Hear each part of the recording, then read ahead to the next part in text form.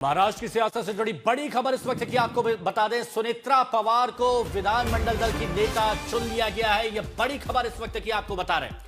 तो एनसीपी के इस विधानमंडल की बैठक पे, विधायक मंडल दल की बैठक में दिलीप वलसे पाटिल जो पार्टी के वरिष्ठ नेता है, उन्होंने ये प्रस्ताव रखा और उसके बाद सभी विधायकों ने एक मत से इस प्रस्ताव को पारित किया। और उसके बाद सुनेत्रा पवार जो फिलहाल महाराष्ट्र विधानसभा या विधान परिषद के किसी भी मंडल की सदस्य नहीं है, लेकिन उन्हें अब नेता चुना गया है। कहा यह भी जा रहा है कि बारामती विधानसभा क्षेत्र से अब सुनेत्रा पवार विधानसभा का चुनाव लड़ेगी।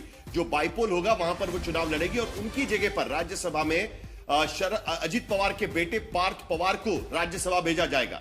ये सीधी तस्वीरें विधानमंडल में विधायक दल की जो बैठक चल रही है, उस विधायक दल की बैठक से यहां पर हम ये तस्वीरें दिखा रहे हैं। और विधायक दल की इस बैठक में सुनेत्रा पवार को, जो महाराष्ट्र की पहली महिला उप मुख्यमंत्री बनेगी, महाराष्ट्र में इस पद पर कोई भी महिला अब तक नहीं पहुंच पाई है। महाराष्ट्र ने महिला राज्यपाल देखी हुई है, नेता विपक्ष देखी हुई है, लेकिन सरकार में उप मुख्यमंत्री पद पर या मुख्यमंत्री पद पर अब तक कोई भी महिला नहीं बैठी है। सुनेत्रा पवार पहली महिला होगी जो इस पद पर बैठी हुई है। तो ये तय हो गया है कि सुनेत्रा पवार के नाम पर मोहर लग गई है और शाम 5 बजे राजभवन में उप मुख्यमंत्री पद की शपथ लेंगी। लेकिन बहुत से लोगों के मन में अब सवाल यह भी है कि अब पवार पॉलिटिक्स, महाराष्ट्र की पवार पॉलिटिक्स किस ओर जाती हुई दिखाई देगी और इस सवाल का जवाब कैसे देखा जाए। अब देखिए, ऐसा है कि इस पूरे घटनाक्रम के पहले ये करीब करीब तय हो गया था कि अब दो धड़े नहीं रहेंगे। एनसीपी एक ही पार्टी रहेगी, अजित पवार उस पार्टी के नेता बनेंगे और एनसीपी एसपी के 8 सांसद और मर्ज हो जाएंगे एनसीपी के भीतर। एनसीपी एसपी के 10 विधायक भी उनमें मर्ज हो जाएंगे और उसके बाद एनसीपी एक पार्टी के तौर पर काम करेगी और उसके नेता अजित पवार बनेंगे। अब मर्जर की बात बाकी है और उसके साथ साथ एनसीपी एसपी का अध्यक्ष कौन बनेगा, इस बात को लेकर भी अभी तक मुहर लगना बाकी है। क्योंकि फिलहाल पार्टी में प्रफुल्ल पटेल ये वर्किंग प्रेसिडेंट है, कार्यकारी अध्यक्ष के तौर पर काम कर रहे हैं। तो फिलहाल एनसीपी के भीतर यह तय हो रहा है कि मर्जर की बातें एक तरफ चलती रहेगी और उसके बाद यह तय किया जाएगा कि एंटायर सबसे वरिष्ठ नेता दिलीप वलसे पाटिल, उन्होंने सुनेत्रा पवार के नाम का यहाँ पर प्रस्ताव रखा। सूचक के तौर पर दिलीप वलसे पाटिल इन्होंने ये प्रस्ताव रखा है और इसको अनुमोदन जो है वो छगन भुजबल ने दिया है।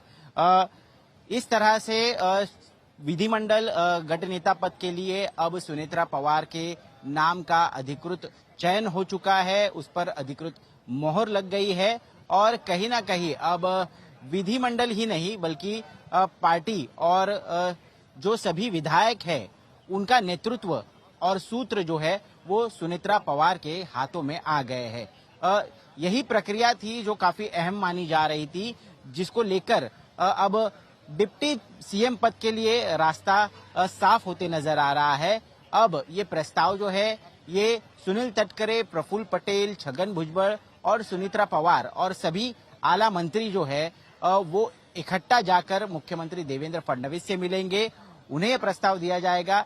हालांकि इससे पहले जो है जो विधानसभा के अध्यक्ष राहुल नार्वेकर है उन्हें भी इस बारे में सूचित किया जाएगा, जिसके बाद राजभवन में भी राज्यपाल को इसकी जानकारी जो है वो दी जाएगी। शाम 5 बजे से पहले ये सारी प्रक्रिया पूरी होने जरूरी है और ये प्रक्रिया पूरी होने के बाद आपको बता दें कि राजभवन में राज्यपाल की उपस्थिति में जो है स्वेरिंग इन सेरेमनी होगी। यहाँ पर सुनेत्रा पवार महाराष्ट्र राज्य की पहली उप मुख्यमंत्री पद की शपथ लेंगी। मुख्यमंत्री देवेंद्र फडणवीस के साथ उप मुख्यमंत्री एकनाथ शिंदे भी इस शपथ विधि समारोह में शामिल होने वाले हैं। एकनाथ शिंदे ने अपनी सभी सभाएं जो है वो रद्द कर दी है, सभी कार्यक्रम रद्द कर दिए हैं, वो भी यहाँ पर मौजूद रहने वाले हैं। हालांकि उनके मंत्री के तरफ से कहीं ना कहीं कुछ सवाल उठाए गए थे, लेकिन बावजूद उसके अब एकनाथ शिंदे भी पता चल रहा है कि यहाँ पर उपस्थित रहे। इसमें यह होने जा रहा है कि अजित पवार जब उप मुख्यमंत्री थे तो वो महाराष्ट्र के वित्त मंत्री भी थे और मार्च महीने में महाराष्ट्र विधानसभा का बजट सेशन होगा जिसमें वित्त मंत्री को अपना बजट पेश करना था। लेकिन इस बार सुनेत्रा पवार जब उप मुख्यमंत्री बनेगी तो उनके पास वित्त विभाग का पोर्टफोलियो नहीं होगा, यानी फाइनेंस पोर्टफोलियो एनसीपी के पास से शायद भारतीय जनता पार्टी अपने पास रखेंगी, देवेंद्र फडणवीस अपने पास रखेंगे और इस बार का बजट ये देवेंद्र फडणवीस खुद रखेंगे। तो एनसीपी की मांग दरअसल ये थी कि जो जो डिपार्टमेंट्स या जो जो मंत्रालय अजीत पवार के पास थे, वही मंत्रालय सुनेत्रा पवार के पास भी जाने चाहिए। लेकिन लगता है कि बीजेपी इस बात को नहीं मानेगी। उनका यह कहना है कि वित्त विभाग हमने सिर्फ और सिर्फ अजीत पवार को देखते हुए, उनका अनुभव देखते हुए हमने उनके पास दिया था। लेकिन इस वक्त अब वित्त मंत्रालय के वित्त मंत्री के तौर पर देवेंद्र फडणवीस जो मुख्यमंत्री भी है, वही उसकी कार्यवाही देखेंगे। ये सबसे बड़ी बात है। ये तस्वीरें जो हम देख रहे हैं, ये अजीत पवार का दफ्तर है विधान भवन के भीतर, महाराष्ट्र विधान भवन के भीतर। और सालों तक यहां से उन्होंने काम किया हुआ है, कभी नेता विपक्ष के तौर पर, कभी मंत्री के तौर पर, और 5 बार उप मुख्यमंत्री के तौर पर भी उनका काम वहां से चला है। एनसीपी के विधायक दल का दफ्तर भी विधान भवन के भीतर है, वहां पर भी सारे लोग गए। वहां पर पार्थ पवार जो इनके बेटे हैं, वो इस वक्त नजर नहीं आ रहे। पार्थ पवार पर कुछ संगीन आरोप हुए थे भ्रष्टाचार के, उसके बाद से फिलहाल उनको पब्लिक से थोड़ा सा दूरी रखा गया। एक तरीके से हम कह सकते हैं कि राजभवन भी शायद वो वहां पर दिखाई नहीं देंगे, लेकिन वहां पर शरद पवार को मिलने जरूर गए थे। लेकिन बाकी लोग जो यहां पर नजर आ रहे हैं, धनंजय मुंडे जो अजीत पवार के बहुत ही करीबी समर्थक माने जाते थे, वो वहां पर नजर आ रहे हैं। और दूसरा सबसे बड़ा बदलाव कि सुनेत्रा पवार आने के बाद एनसीपी की महिला विधायक या एनसीपी की महिला मंत्री अब उनके इर्द गिर्द वहां पर नजर आ रही है। सबसे बड़ी बात यहां पर हम कह सकते हैं। अच्छा साहिल, अभी आपने एक बात यहां पर कही थी कि पार्थ पवार शरद पवार से मिलने पहुंचे थे, लेकिन उससे पहले आपने इस बात का भी जिक्र किया था कि शरद पवार की तरफ से बयान आया था। जब उनसे पूछा गया कि सुनेत्रा पवार आज उप मुख्यमंत्री पद की शपथ ले रही हैं, तो उन्होंने कहा कि इस बारे में मुझे जानकारी नहीं है। क्या उस बयान के बाद पार्थ पवार की मुलाकात शरद पवार से हुई, और उस मुलाकात को कैसे देखते हैं जहां पर उनकी बात सुप्रिया सुले से भी हुई थी?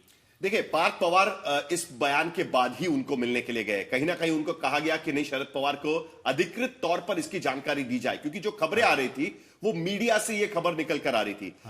जो जानकारी आ रही थी, आज तक ने सबसे पहले उसी दिन 29 जनवरी को ये खबर चलाई थी। उसके बाद से लगातार इस बात की चर्चा हो रही थी कि क्या सुनेत्रा पवार ही अजीत पवार की असली वारिस होंगी।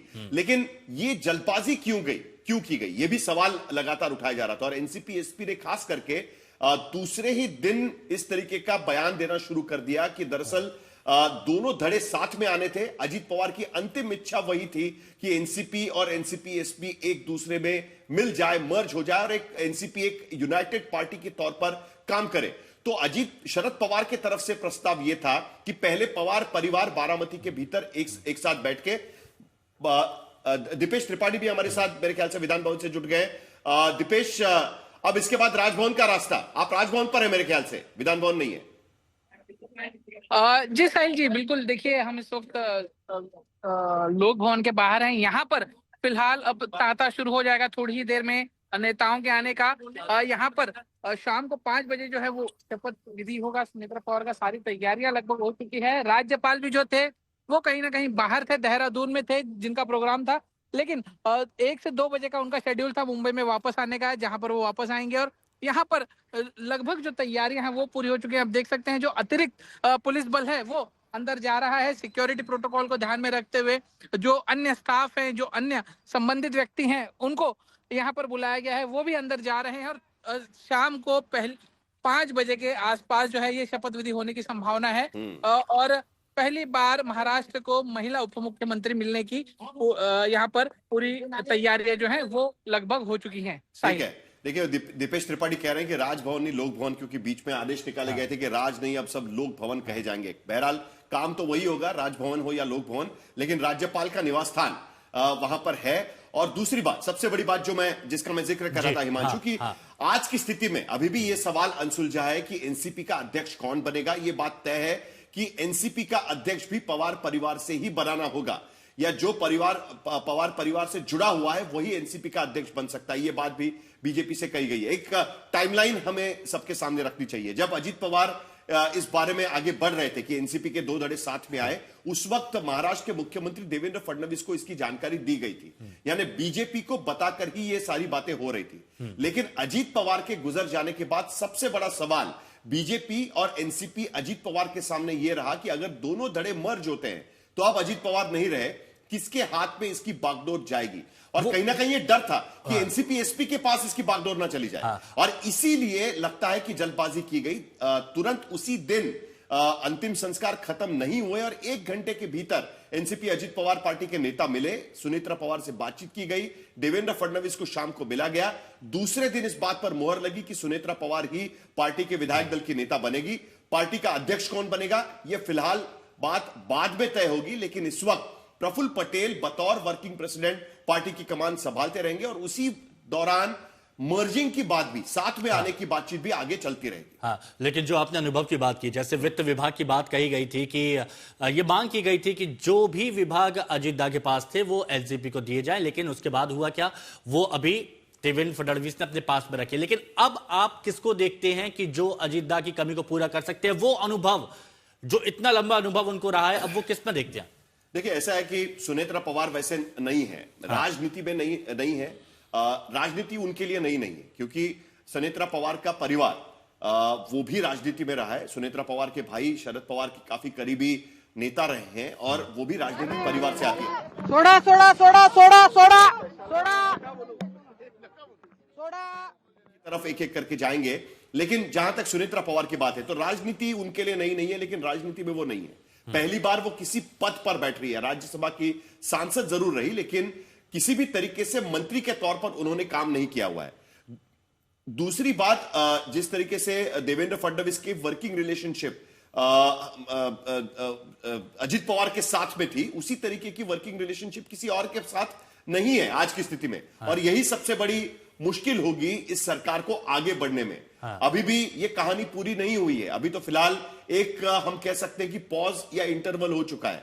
एक बात तय हो गई है कि सुनेत्रा पवार विधायक दल की नेता बनेगी। दल का नेता बनना और पार्टी को चलाना ये दो अलग बातें हैं, उस पर भी ध्यान रखना।